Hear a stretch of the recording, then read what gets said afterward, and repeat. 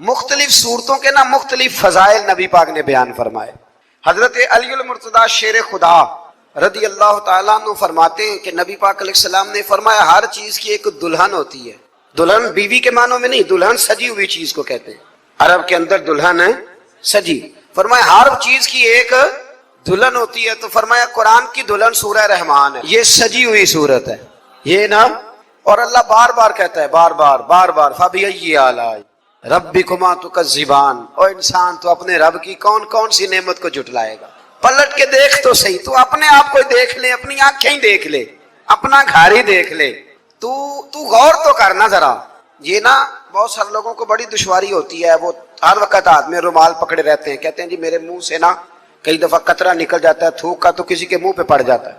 میں ایک تحقیق دیکھ رہا تھا کہ جو لبلبا ہے نا آپ کی زبان کے نیچے، اگر زبان خشک ہو جائے تو کسی کھانے کا مزہ ہی نہ آئے۔ ڈاکٹر کہتے ہیں کہ اتنی قیمتی چیز ہے یہ جو آپ کی زبان تر رہتی ہے کہ یہ سارے ذائقے جو ہیں یہ آپ کو دیتی ہے۔ اگر کبھی زبان پک جائے نا تو اچھی طرح پکی ہوئی چیزیں بھی مزہ کوئی نہیں دیتی، بلکہ جلتی رہتی ہے ہر شے۔ اللہ نے جو بنایا ہے نا، جہاں بنایا ہے کمال ہی بنا دیا ہے۔ اور فرماتے ہیں فَبِأَيِّ آلَاءِ رَبِّكُمَا تُكَذِّبَانِ، اپنے رب کی کون کون سی، تو کہاں جائے گا؟ اور شروع کہاں سے کیا؟ فرمایا الرحمن علم القرآن، فرمایا رحمان نے اپنے حبیب کو قرآن سے۔ حضرت علی فرمایا کرتے تھے کہ میں اگر قرآن کی تفسیر لکھوں تو کئی اونٹ کتابوں کے بھر جائیں، پھر بھی تفسیر ختم۔ ہم پرانی بات نہیں کرتے، یہ گجرات میں مفتی احمد یار خان صاحب نعیمی حکیم الامت رحمت اللہ، قرآن مجید کے ایک پارے کی تفسیر لکھی تو پوری ایک جلد بن گئی۔ ابھی پنڈی کے وہ عالم حیات ہیں جو کہتے ہیں کہ ایک پارے کی ایک جلد نہیں، ایک پارے کی تو 3-4 جلدیں بن جاتی ہیں۔ اعلیٰ حضرت فاضل بریلوی سے کسی نے کہا تفسیر لکھیں، فرمانے لگے میں لکھوں گا تو پڑھے گا کون؟ فرمایا میں تو سورہ بددعا کی تفسیر لکھوں تو کئی جلدیں بن جائیں۔ اتنا وسیع۔ اور بتائیے یہ وہ لوگ ہیں جنہوں نے استادوں سے قرآن سیکھا ہے، تو جس رسول نے اللہ سے سیکھا ہے، جس نبی نے اللہ سے سیکھا ہے، اس کے آپ کیا صاحب بات کرتے ہیں علم کی، اور آپ ترازو لے کے بیٹھے ہیں، آپ کیسی بات کرتے ہیں؟ میرے محبوب کو رب کہتا ہے میں نے قرآن سکھایا ہے۔ خلق الانسان، فرمایا پہلے قرآن سکھایا ہے، پھر میں نے اس انسان کامل کو دنیا میں پیدا فرمایا ہے۔ علمہ البیان، اور پھر میں نے اسے بیان سکھایا ہے۔ کہ بیان کون سکھاتا ہے؟ یہ قرآن مجید کہہ رہا ہے، بیان کون سکھاتا ہے؟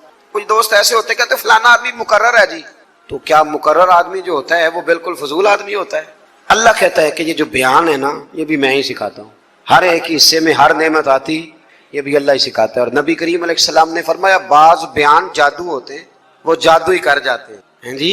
کچھ لوگ ایسے ہوتے ہیں جن کا ایک جملہ انسان سنتا ہے تو ساری زندگی کے لیے کافی ہو جاتا ہے، اللہ تاثیر کی دولت عطا کرتا ہے۔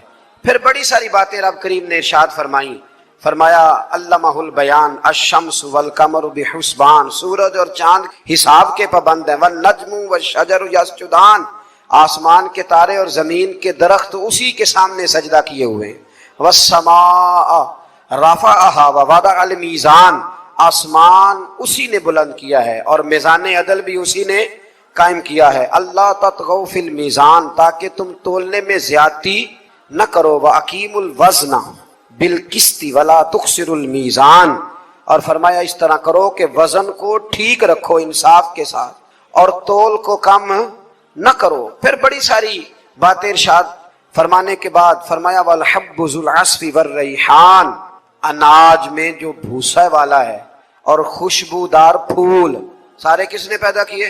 فرمایا فَبِأَيِّ آلَاءِ رَبِّكُمَا تُكَذِّبَانِ، تو تم اپنے رب کی کن کن نعمتوں کو جھٹلاؤ گے؟ فرمایا خلق الانسان من صلصال کالفخار، ہم نے انسان کو بجنے والی ٹھیکری کی مٹی، جو بجنے والی مٹی ہے نا جو خشک ہو جاتی ہے، اس سے پیدا فرمایا۔ وخلق الجان من مارج من نار، اور پیدا کیا جان کو آگ کے خالص شعلے سے۔ فَبِأَيِّ آلَاءِ رَبِّكُمَا تُكَذِّبَانِ، یہ صورت ایسی ہے کہ اس کا ایک ایک لفظ پڑھنے کو دل کرتا ہے۔ یہ سارا قرآن مجید ہی بڑی بات ہے، لیکن یہ تو صورت جو ہے نا ہمیں اپنا آپ یاد کراتی۔ بہرحال اللہ تعالیٰ نے بار بار ایک بات کا ذکر فرمایا، اور اسی سورہ مبارکہ میں نا پھر ایک سبق دیا، فرمایا ڈر جاؤ۔ کیا ملے گا یا اللہ؟ فرمایا اگر تم میرے سامنے کھڑے ہونے سے ڈرو گے نا تو 2 جنتیں دوں گا۔ وَلِمَنْ خَافَ مَقَامَ رَبِّهِ جَنَّتَانِ، جو اللہ کے سامنے کھڑے ہونے سے ڈرے گا اللہ اسے 2 جنتیں دے گا۔ ویسے آج کل ڈرتے تو نہیں نا لوگ، ڈاٹ نکل گیا، بس تھوڑا سا برادری سے ڈرتے ہیں، برادری سے تھوڑا سا، زیادہ نہیں، تھوڑا سا رسم و رواج سے ڈرتے ہیں، کچھ تھوڑا سا، کچھ لوگ ہیں جو چلو تھوڑا بہت بچوں سے ڈر جاتے ہیں، تھوڑا تھوڑا ہے نا، دنیا داروں سے لوگ ڈرتے ہیں، نہیں ڈرتے تو اللہ سے نہیں ڈرتے جس سے ڈرنا چاہیے۔ فرمایا جو رب کے سامنے کھڑے ہونے سے ڈرے گا اللہ اسے 2 جنتیں عطا فرمائے گا۔ پھر ہمارے معاملات کے اندر للہیت ختم ہوتی جا رہی ہے، خلوص نہیں رہا، کرامتیں ہیں، کہانیاں ہیں، داستانیں ہیں، الزامات ہیں، جھوٹ ہے، فریب ہے، فراڈ ہے، بڑا کچھ ہے۔ اگر نہیں ہے تو خلوص نہیں ہے، اگر نہیں ہے تو ہمارا اللہ اور اس کے رسول کے ساتھ رضا والا معاملہ نہیں ہے۔ کسی چیز کو اس کی حقیقت کی بجائے ہم تصورات کی دنیا میں جا کے، خیالات توہمات اور افواہوں کی دنیا میں جا کے اس کو قبول کرتے ہیں۔ یاد رکھو جن لوگوں کی زندگیاں اللہ کی رضا کے لیے تھیں وہ لوگ بڑے اچھے تھے، بڑے خوش بخت تھے، بڑے خوش نصیب تھے، انہیں بدر کے میدان میں گردنیں کٹانے میں بھی بڑا ہی مزہ آیا تھا انہیں۔ آپ دیکھیں نا، احد کے میدان میں جانے دینے میں بھی انہیں بڑا مزہ آیا۔ جب آدمی میں خلوص ہوتا ہے تو اس کے لیے جان قربان کرنا بھی آسان ہو جاتا ہے، لیکن جب خلوص نہیں ہوتا پھر گفتگو ہوتی ہے، پھر باتیں ہوتی ہیں، پھر داستانیں ہوتی ہیں، پھر کہانیاں ہوتی ہیں، پھر لب و لہجہ ہوتا ہے، پھر منصوبہ سازی ہوتی ہے، پھر ہیلے بہانے، پھر سغرے کبرے جوڑ کے لوگ کہانیاں اور داستانیں بناتے ہیں۔ خلوص اور للہیت کے ساتھ اللہ کی بارگاہ میں جھکے، عبادتوں کا، ریاضتوں کا، تلاوتوں کا جتنا اللہ ہمیں موقع دیتا ہے اس میں خلوص شامل کرنے کی کوشش کریں، للہیت شامل کرنے کی کوشش کریں، اللہ کی رضا شامل کرنے کی کوشش کریں۔ ہمارے آج کل کے جتنے امور ہیں ان امور کے اندر دنیا داری غلبہ کرتی چلی جا رہی ہے، ہر کام میں دنیا داری کی آمیزش ہو جاتی ہے، نہ چاہتے ہوئے بھی، نہ ارادہ کرتے ہوئے بھی، بہت ساری جگہوں پہ۔ اور دنیا داری اتنی غالب ہو گئی ہے کہ دنیا ہی دنیا نظر آنے لگ گئی ہے، دنیا ہی دنیا، یعنی کوئی چیز کیمرے کی آنکھ سے چھپ نہیں پا رہی، کوئی بات ایسی نہیں جس پر لوگوں کی نظریں نہ ہوں، کوشش کریں۔ اور عجیب بات یہ ہے کہ دنیا داری ہو، دولت ہو تو اس کو چھپا کے رکھا جاتا ہے، اور دین کی کوئی بات ہو اس کو نشر کرنا ضروری سمجھا جاتا ہے تاکہ لوگوں کو میرے تقوی اور میری پرہیزگاری کی خبر جلدی جلدی مل جائے۔ چھوڑیں ریاکاریاں، چھوڑیں تصنع، کوئی بھی کام کریں تو پہلے دل سے فتویٰ پوچھیں، پہلے اپنے آپ سے پوچھیں کہ یہ جو کام میں کر رہا ہوں، جس طرف میں جا رہا ہوں، یہ بات درست ہے کہ نہیں۔ پھر جب آپ سمجھ لیں کہ بات درست ہے پھر اس پر اور محنت کریں اور خلوص کا مظاہرہ کریں۔ تو یہ جو ہمارا مزاج ہے نا لوگوں کو دکھانے کا، بتانے کا، سنانے کا، شیخ ابو العباس مرسی فرماتے کہ مجھے کئی دفعہ محبوب کریم علیہ السلام کا دیدار نصیب ہوا، میرا اور حضور کا معاملہ تھا، پھر میں نے لوگوں کو بتانا شروع کر دیا۔ فرماتے ہیں پھر انہوں نے آنا چھوڑ دیا، اس لیے کہ کچھ باتیں ایسی ہوتی ہیں جو بتانے کی نہیں ہوتی، لیکن کچھ بندوں کو بشارتیں ہوتی بڑی ہیں، وہ ان بیچاروں کو بد ہضمی ہو جاتی، وہ بتائیں نا جب تک 20 لوگوں کو، تب تک ان کی وہ بد ہضمی ختم ہے۔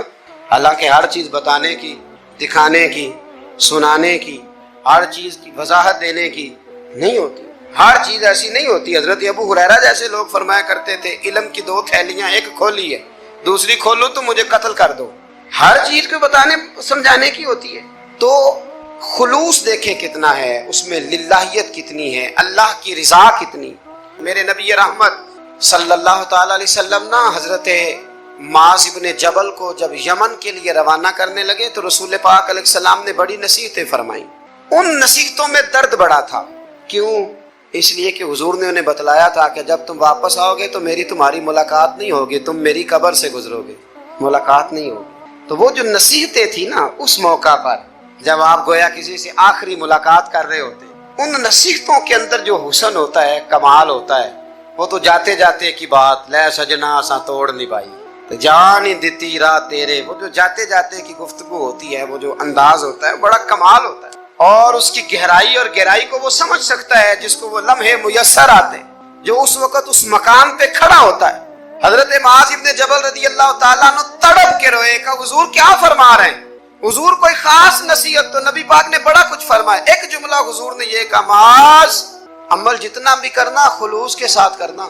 اور محبوب نے فرمایا تیرا خلوص کے ساتھ کیا ہوا تھوڑا عمل بھی رب کی بارگاہ میں زیادہ بنا کے تیرے لیے ذریعہ نجات بن جائے گا۔ جتنا بھی کرنا خلوص کے ساتھ کرنا، بولیے خلوص کے ساتھ کرنا، للہیت کے ساتھ کرنا، اس کے اندر کوئی کمزوری نہ آنے پائے، للہیت کے ساتھ، خلوص کے ساتھ، رواداری کے ساتھ، پیار کے ساتھ کرنا۔ میرے بھائیوں، یہ سمجھنے کا مقام ہوتا ہے کہ جب ہم اللہ اور اس کے رسول صلی اللہ علیہ وسلم کی رضا کے لیے کوئی عمل کرتے ہیں تو اس کا بھی ہمارے دل کو پتہ ہوتا ہے، اور جب اندر ریاکاریاں ہوتی ہیں تو ہمارے دل کو اس کا بھی پتہ ہوتا ہے۔ ہمیں دونوں باتوں کی خبر ہے۔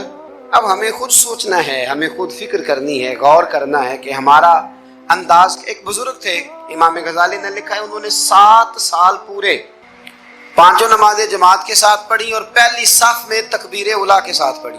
7 دن نہیں پوری پڑھی جاتی پانچوں نمازیں پہلی صف میں پہلی تکبیر کے ساتھ۔ 7 پہلی صف میں تکبیر اولیٰ کہتا ہے امام نے اللہ اکبر کہا پہلی تکبیر میں تو ہم نے بھی ساتھ ہی اللہ۔ پہلی صف میں 7 سال تک پانچوں نمازیں تکبیر اولیٰ سے بہت بڑا کارنامہ ہے، بہت بڑی بات ہے۔ مطلب بندہ یہاں سے اٹھ کے آتے وضو کرتے، کوئی معاملہ آ گیا، کوئی مطلب اس کو حاجت ہو گئی استنجا وضو کی تو وہ ٹائم نکل جاتا ہے، کئی دفعہ ایسے ہوتا ہے۔ 7 سال پورے نماز پڑھی تو کہتے ہیں 7 سال کے بعد نا ایک دن 8واں سال لگا ہوا تھا تو بزرگ فرماتے ہیں میں ذرا لیٹ ہو گیا، تکبیر اولیٰ تو مل گئی پر پہلی صف نہ ملی، تیسری صف میں جگہ ملی۔ بزرگوں کے تقوی دیکھیے گا، فرماتے ہیں تیسری صف میں نے نماز پڑھی تو میرے دل کے اندر خیال آیا یار لوگ کیا سوچیں گے کہ اتنا اچھا اس کا ریکارڈ تھا، پہلی صف میں یہ نماز پڑھتا تھا تو آج تیسری صف میں لوگ کیا سوچیں گے۔ فرماتے ہیں جب یہ لفظ زبان پہ آیا تو میرا ضمیر بول پڑا، جب یہ سوچ دل میں آئی تو میرا اندر تڑپ اٹھا، چھم چھم میرے آنسو نکلنے لگے، میں رویا۔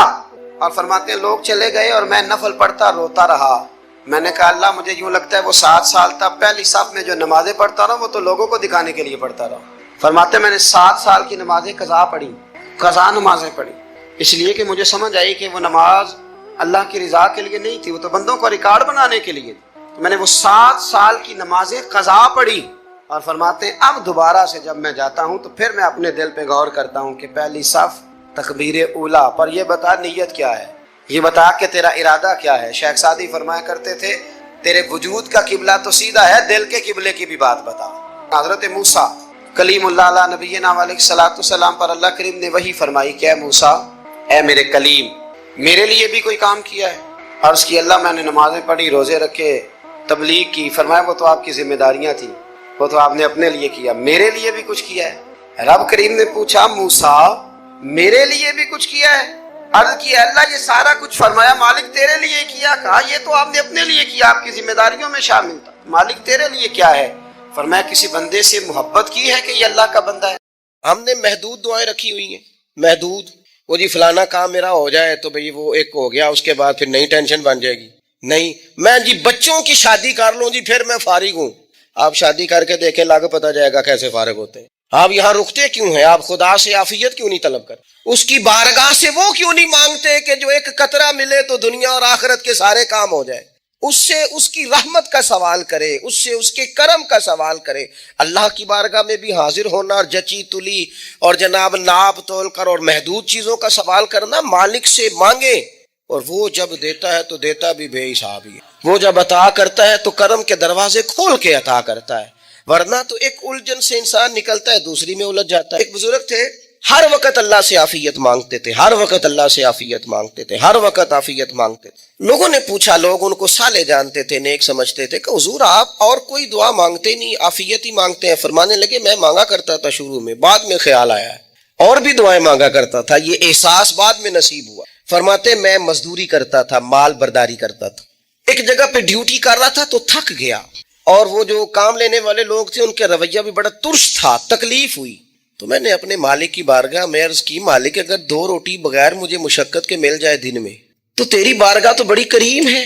کہتے ہیں میں نے یہ دعا مانگ لی، ذرا میں تھوڑا آگے بڑھا تو 2 بندے آپس میں لڑ رہے تھے، میں ان کی صلح کرانے کے لیے انہیں بچانے کے لیے آگے بڑھا تو میں جس کو چھڑا رہا تھا دوسرے نے میرے اوپر ضرب لگا دی، میرا بھی سر پھٹ گیا۔ تھوڑی دیر کے بعد وہاں پولیس آ گئی، وہ تینوں کو لڑنے والا سمجھ کے اٹھا کے لے گئے، مجھے جیل ہو گئی۔ 2 روٹیاں بغیر مشقت کے روز ملنی شروع ہو گئی۔ دعا مانگی تھی نا کہ یا اللہ 2 روٹیاں مل جائے نا بغیر مشقت کے، کہتے ہیں وہ 2 روٹیاں روز ملتی، کوئی کام نہیں کرنا پڑتا، پر جیل ہو گئی۔ فرماتے ہیں میں بڑا پریشان تھا، روز روٹیاں پابندی سے آتی اور بہترین آتی، کھانا ملتا۔ پھر کچھ عرصے کے بعد میں نے سوچا کہ یار یہ دعا تو قبول ہو گئی نا تیری، اب تو اگر اس پر کوئی الگ بات کرے گا تو وہ تو غلط کرے گا۔ کہتا ہے پھر خود ہی میرے دل میں اللہ نے بات ڈالی اور میں نے عرض کی مالک 2 روٹیاں نہیں، مجھے تو عافیت چاہیے، مجھے تو عافیت دے، میرے اوپر تو کرم فرما، تو نظر رحمت کر، جے ایک قطرہ بخشے مینوں، ایک قطرہ بخشے مینوں تے کام بن جاندا ہی میرا، مہربانی کر، عافیت عطا کر۔ فرماتے پھر خدا نے کرم کیا، کہاں سے اسباب بنے میرے جیل سے چھوٹنے کے، کون کون میرے ضمانتی بنے اللہ ہی جانتا ہے۔ فرماتے ہیں دروازے بھی کھل گئے، رزق بھی ملتا ہے، صحت بھی میسر ہے، سجدہ بھی کر لیتا ہوں، سویرے تلاوت بھی کرتا ہوں، شام کو مدینے والے کی بارگاہ میں رج کے درود و سلام بھی عرض کرتا ہوں، میں ممکن ہوتا ہے تو کسی غریب کی داد رسی بھی کرتا ہوں۔ اب سمجھ آئی ہے، ربنا آتنا فی الدنیا حسنۃ وفی الآخرۃ حسنۃ وقنا عذاب النار۔ اب سمجھ آئی ہے رب سے جب بھی مانگنا ہے عافیت ہی مانگنی ہے۔ حضرت عباس بن عبد المطلب رضی اللہ تعالیٰ عنہ نبی پاک علیہ السلام کے پیارے چچا جان ہیں، عرض گزار ہیں، یا رسول اللہ صلی اللہ علیہ وسلم مجھے بتائیے میں اپنے رب سے مانگوں تو کیا مانگوں؟ تو حضور نے فرمایا رب سے عافیت مانگ۔ کہتے میں کچھ دن رکا، کچھ دنوں کے بعد پھر حاضر بارگاہ ہوا اور عرض کی یا رسول اللہ صلی اللہ تعالیٰ علیہ وسلم مجھے بتائیے میں اپنے مالک سے مانگوں تو کیا مانگوں؟ تو حضور نے پھر فرمایا اللہ سے مانگنا تو عافیت مانگنا۔ بزرگ فرماتے ہیں یہ عافیت کیا ہے؟ عافیت یہ ہے کہ یا اللہ ظاہری پریشانیاں باطنی پریشانیاں ہیں، اے اللہ ظاہر کے میل کچیل بھی دور ہو جائیں، باطن کے بھی دور ہو جائیں، اے اللہ ہر معاملے میں، ہر آزمائش میں، ہر دکھ میں ہمیں تیری پناہ نصیب ہو جائے، یہ عافیت ہے۔ اور صوفیہ کرام فرماتے ہیں عافیت سے بڑی نعمت کوئی نہیں اگر کسی کو میسر آئے تو، عافیت سے بڑا حسن کوئی نہیں اگر کسی شخص کو یہ نصیب ہو جائے۔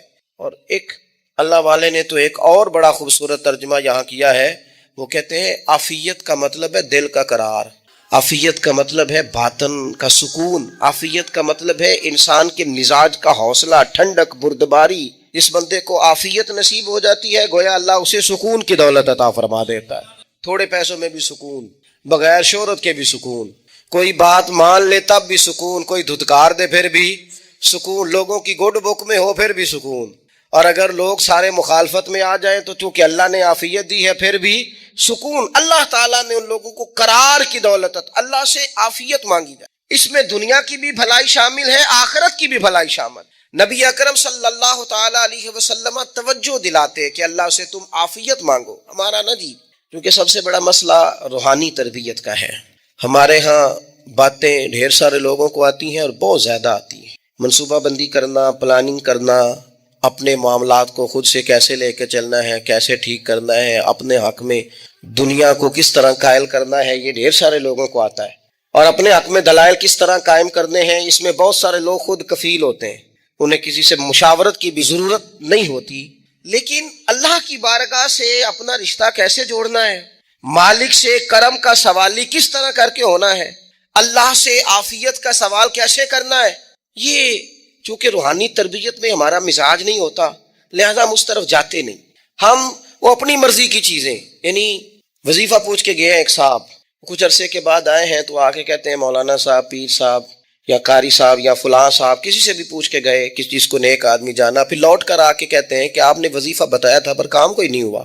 تو میں تو صاف کہتا ہوں اور کھلے دل سے کہتا ہوں کہ بھائی وظیفہ آپ کو بتایا تھا کہ اللہ کی رحمت متوجہ ہوگی، خدا کی رحمت کو آواز دینے کے لیے وظیفہ دیا تھا، کوئی بھی وظیفہ رب کو مجبور تو نہیں نہ کر سکتا معاذ۔ اور وظائف کس لیے پڑھے جاتے ہیں کہ جلدی سے معاملات ٹھیک ہو جائیں، میرے حق میں چیزیں بہتر ہو جائیں، تو اللہ کی رضا کے لیے پڑھے جاتے۔ تو وظائف کو، عبادات کو، نوافل کو، تلاوت کو، درود پاک کو تو رضا الہی کا ذریعہ بنانا چاہیے، لیکن ہم چونکہ ایک پورا الجھاؤ رکھتے ہیں اپنی دنیا داری کے معاملات سیدھے کرنے، ایک پورا خیر رکھتے ہیں، وہ لوگ ملتے رہتے ہیں مختلف بزرگوں کی نسبت کے تعلق سے، تو بعض جگہوں پہ بعض لوگ بڑے تیز ہوتے ہیں، یعنی ان سے آپ کی ملاقات ہوتی ہے تو بندے کو محسوس ہوتا ہے کہ یار اسے تو پہلے ہی ساری باتوں کا پتہ ہے، اور کئی دفعہ ان سے ملنے کے بعد احساس ہوتا ہے کہ یار اس سے تو تھوڑا سیکھ ہی لیتے تو بہتر تھا، یہ تو بات بڑی آگے نکل گئی، سارا پتہ ہوتا ہے، باشعور ہوتے ہیں، لیکن ڈر آتا ہے اللہ سے۔ اتنا باشعور آدمی، سمجھدار، پنچایت، پریا، لوگ، دین، دنیا سارا پتہ ہے، نماز کا ٹائم آ گیا تو وہ چھپتا پھرتا ہے، اس کی طبیعت پر بوجھ بن رہا ہے معاذ اللہ اللہ کے حضور حاضر ہونا، اسے خیر کا کام کرنا پڑ رہا ہے تو وہ ادھر ادھر نکلتا جا رہا ہے۔ تو سوال یہ ہے کہ پھر یہ شعور کا کیا مطلب رکھا ہوا ہے ہم نے؟ پھر اللہ سے دعا کرنے کی ضرورت نہیں. وہ حضرت عارف رومی رحمۃ اللہ تعالی علیہ فرمایا کرتے تھے بعض لوگوں کو رب سارا کچھ دیتا ہے، سجدے کی توفیق نہیں دیتا. اس کا مطلب یہ ہے کہ وہ کہتا ہے یہ سارا کچھ لے اور نکل جا، میرے گھر نہ آنا، رکھ سارا کچھ پاس. رب سے عافیت مانگی جائے، اس سے اس کا فضل مانگا جائے، اس سے اس کا کرم مانگا جائے. اللہ کے پیارے رسول صلی اللہ تعالی علیہ وآلہ وسلم اس عافیت مانگنے پر زور دیتے، توجہ دیتے. میں آپ کو صحیح بتاتا ہوں، رب نے اگر کسی بندے کو عافیت میں رکھا ہو نا تو حالات کیسے بھی برے چل رہے ہوں اس کا بگاڑ کچھ نہیں سکتے. اور اللہ تعالیٰ معاف کرے 100 دفعہ خاکم بدہن، اگر کسی وقت اس کے کرم کی نگاہ پھر جائے تو پھر سارے اسباب سمیت بھی انسان اپنے پیروں پہ کھڑا نہیں رہ سکتا. اس سے جب تک طلب کرم نہیں ہوتا، طلب عافیت نہیں ہوتی، اس کی بارگاہ سے جب تک بندہ مومن پورا رجوع نہیں کرتا. یہ عافیت اتنی اعلیٰ چیز ہے کہ نبی پاک علیہ السلام نے فرمایا اذان اور اقامت کے درمیان جو وقت ہوتا ہے اس میں دعائیں رد نہیں ہوتی. دعا مانگا کرو گے تمہاری اللہ اپنے فضل سے قبول کر لے گا. عرض کی یا رسول اللہ کیا مانگے؟ تو فرمایا عافیت مانگو رب سے. حضرت انس بن مالک حدیث کے راوی ہے رضی اللہ تعالیٰ عنہ، یہاں بھی فرمایا یہ عین قبولیت کا ٹائم ہے، اب اللہ سے عافیت مانگ لو، اس کی پناہ. ہم دعاؤں میں بھی محدود ہو جاتے ہیں. رب دا طالب کوئی نہ ملیا، جو ملیا طالب زردہ ہو. دعاؤں میں بھی حد بندی. بعض اوقات بچے بھی تربیت کرتے ہیں نا. ایک مولانا ہے، ان کا خیال ہے کہ انہوں نے مجھ سے کچھ پڑھا ہے تو کبھی کبھی استاد جی کہہ دیتے ہیں. بہت پرانی بات ہے، انہوں نے مجھے فون کیا کہ اگر آپ کبھی تشریف لائیں تو میں نے کہا پتر دعا مانگ اللہ کو چھوٹی جی گڈی دے وے. تو اس بچے نے میری بڑی تربیت کی، کہنے لگا استاد جی اللہ کو لو منگنی ہے تو وڈی ساری منگو. آپ نے محدود کیوں کیا کہ بھئی یہ چھوٹی سی اللہ گاڑی کیوں اللہ چھوٹی دے؟ رب دے تو بڑی دے اور رحمت سے دے، اللہ سے مانگنی ہے نا جی. ہم تربیت نہیں لیتے. میں نے اس کا شکریہ ادا کیا، میں نے کہا بیٹے تو نے بڑی سونی بات کی، اللہ تجھے اس کا اجر